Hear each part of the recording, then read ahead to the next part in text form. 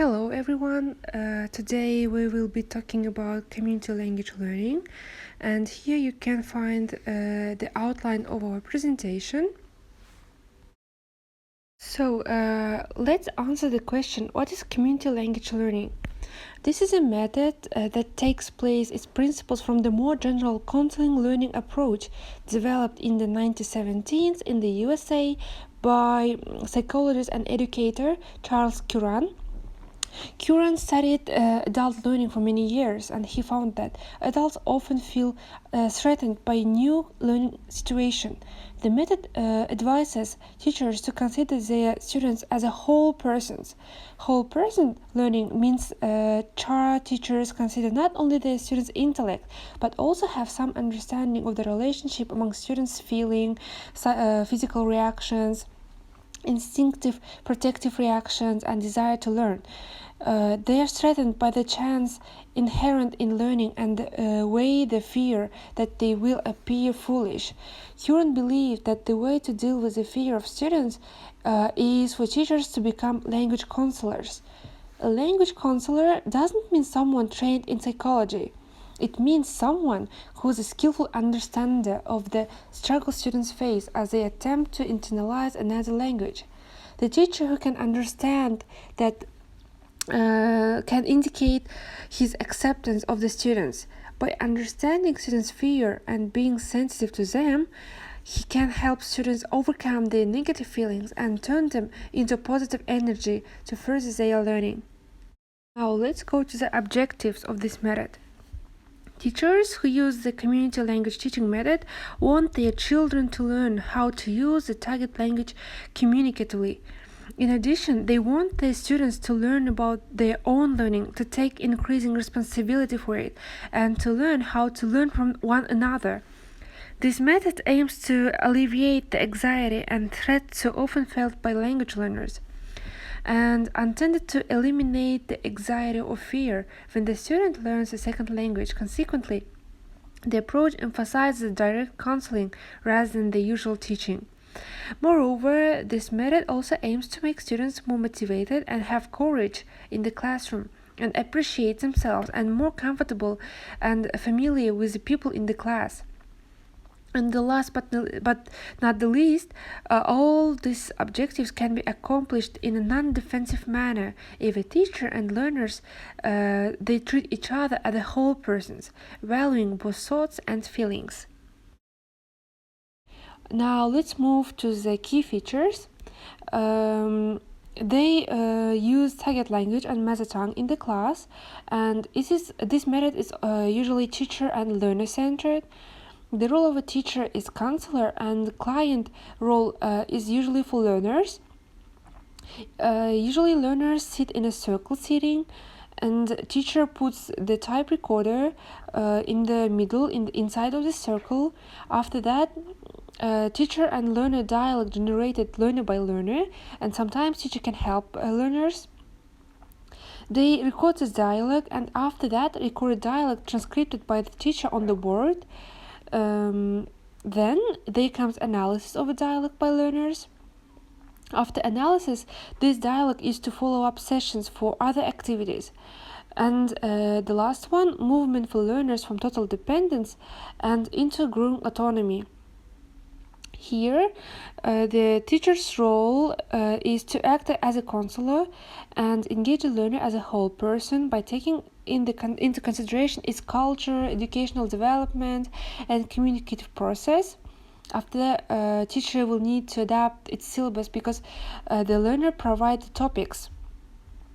And the student's role here to invest themselves completely into the process of learning in a second language. According to Curran, there are 6 elements of necessary for non-defensive learning, and psychological requirements for successful learning are collected under the acronym SART. So S stands for the security. You can see from the left side of this presentation. It means unless learners feel secure, they will find it difficult to enter into a successful learning experience. A stands for attention and aggression. CLL recognizes that lots of attention should be taken as an indication of the learner's lack of involvement in learning. The implication being that variety in the choice of learner tasks will increase attention and therefore promote learning. And aggression here applies to the way in which a child, having learned something, seeks an opportunity to show his or her strength by taking over and demonstrating what has been learned, using the new knowledge as a tool for self-assertion. R stands here for retention and reflection. If the whole person is involved in the learning process, that's retained, is internalized and becomes part of the learner's new persona in a foreign language. And next is reflection, which is considered as identified period of silence within the framework of the lesson of the student to focus on the learning process of the last hour, to assess his present stage of development and to re-evaluate future goals. And the last one is D, which denotes to discrimination. When learners have retained body material, they are ready to sort out and see how one thing relates to another. This discrimination process becomes more refined, ultimately enables the students to use language for purposes of communication outside of the classroom. And let's talk about the techniques. There are several techniques used in this method. The first one is translation. Learners form a small circle and a learner whispers a message or meaning or he or she wants to express, and the teacher translates it into the target language and the learner reports the teacher's translation. Second one is group work.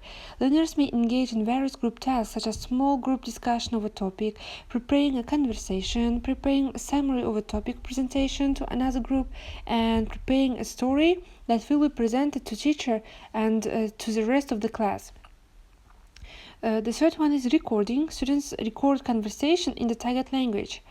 After comes transcription, where students transcribe utterance and the conversation they have recorded for practice and analysis of linguistic forms. Fifth one is analysis. Students analyze the studied transcription of target language sentence in order to focus on particular lexical usage of the application of particular grammar rules. After comes reflection of the observation, where students reflect and report on their experience of the class as a class in groups. This usually consists of expression of feeling, sense of one another, reactions to silence, and concern of something to say, and so on. Listening. Students listen to a monologue by the teacher involving elements they might have listened or overheard in the class interaction. And the last one is free conversation, where students engage in free conversation with a teacher or with other learners. This might include discussion of what they learned as well as feeling that they had about how they learned. Now let's talk about the lesson syllabus. Community language learning is most often used in the teaching of oral proficiency, but with some modifications may be used in the teaching of writing. CLL doesn't use conventional language syllabus, which sets out in advance the grammar, vocabulary, and other language items to be taught, and the other in which they will be covered. And let's try to describe typical CLL procedure in the class. First one is informal greeting and self-introduction. After that, the teacher made a statement of the goals and guidelines for the course. The third one is conversation session in the foreign language took place.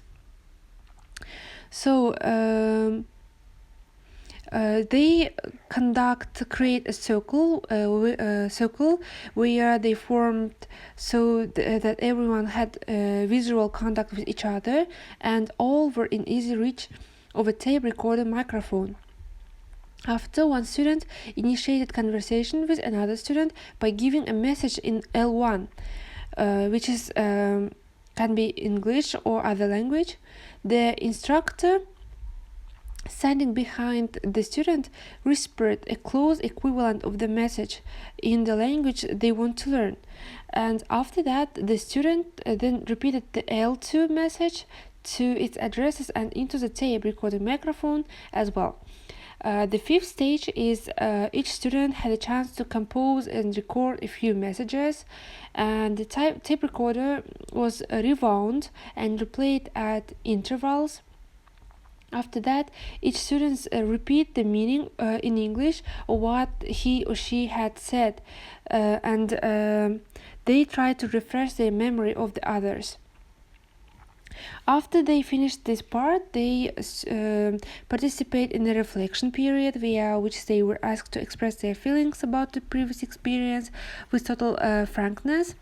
Then they, from the material just recorded, they instruct to choose sentences to write on the blackboard that highlighted elements of grammar, spelling, or other points of the language.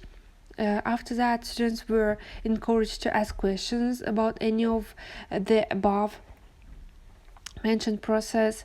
And the last one, students they encouraged to copy sentences from the board with notes on meaning and usage. This became their textbook for some study. Now let's move to the advantages of this method. This method encourages the student to bring their knowledge outside of the classroom. Also, it helps to create a safe place for the students. This method also guided by an unconventional, non-judgmental teacher. After teacher supports a group to become as fluent as possible. Another pros of this method can be that teacher takes group through a series of stages to make students as comfortable as possible. And moreover, the student-centered nature of the method can provide extrinsic motivation and capitalize on intrinsic motivation. Here comes the disadvantages of this method. First of all, teacher cannot handle an enormous class. It's usually better for the small number of class, and it would be difficult to conduct it with a lot of students. This approach that should be exclusive for adult learners. Also, it requires of teachers who are skilled in the field of linguistics. The counselor or the teacher can become too non-directive, and a student often needs directions. The method relies completely on inductive learning. It's worthwhile noting that deductive learning is also a viable strategy of learning. So should consider also on deductive learning as well. After that, translation. It's an intricate and difficult task. The success of this method relies largely on the translation experience on the counselor. So there should be a counselor teacher that's really skillful. If the teacher is not skillful, the method is really hard, difficult to conduct. And this is our reference list. Thank you for listening and watching our video.